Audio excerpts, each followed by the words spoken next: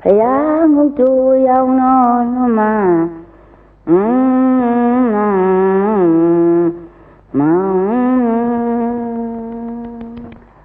အောက်ပြင်ဘောမှာလိုက်လေး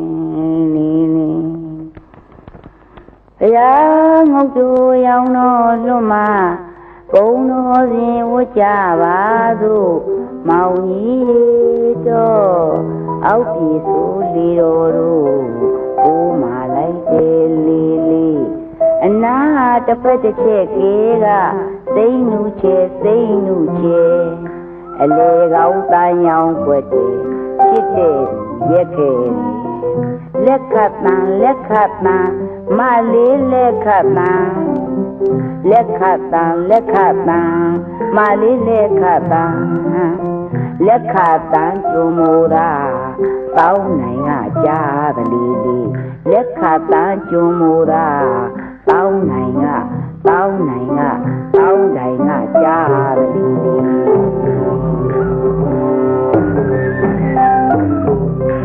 ရွှေကြီးငွေကြီးတောင်းပါလို့ရကန်းရွှေရင်ရွှေကြီးငွေကြီးတောင်းပါလို့ရကန်းရွှေရင်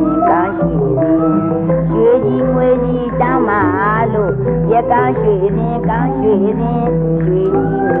တောင်းပါလို့ရကန်းရွှေရင်ဘယ်သူဝင်မဒီရှုပ်ထွေးဘယ်သူဝင်မဒီရှုပ်ထွေးရှင်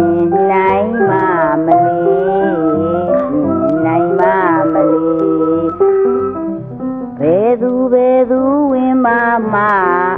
ဒီရှုပ်ထွေးဘယ်သူဝင်မဒီရှုပ်ထွေးရှင်နိုင်မလေးရှင်နိုင်မလေး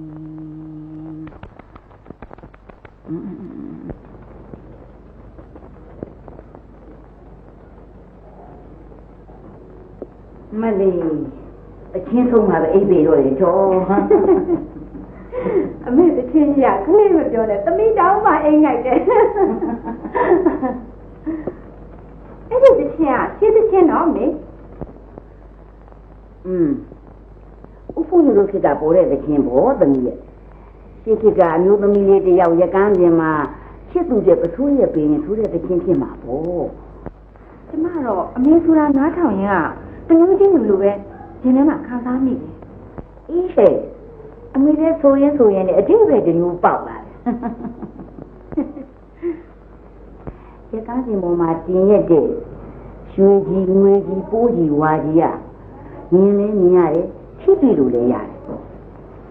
ရှိခင်ကြီးရှုပ်ထွေးပြီးကြိုက်ရင်လည်းပြတ်သွားနိုင်တယ်ဘယ်တော့တူးနဲ့တူးပေါ်မှာအမြင်တန်းလာတဲ့မိုင်းဟိုးစဉ်ကျိုးလေးကြတော့ဖြစ်တွေ့လို့မရပြီနဲ့ပြင်းထန်နေခိုင်နေတယ်တင်းကျပ်တယ်ဘယ်တော့မှမပြတ်နိုင်တော့ပါဘူးသမီးရဲ့အမေစကားသိအပိဓမ္မာဆန္ဒပဲဟုတ်တယ်ရွှေကြီးငွေကြီးတန်ရုံးစဉ်ကျိုးလေးနော်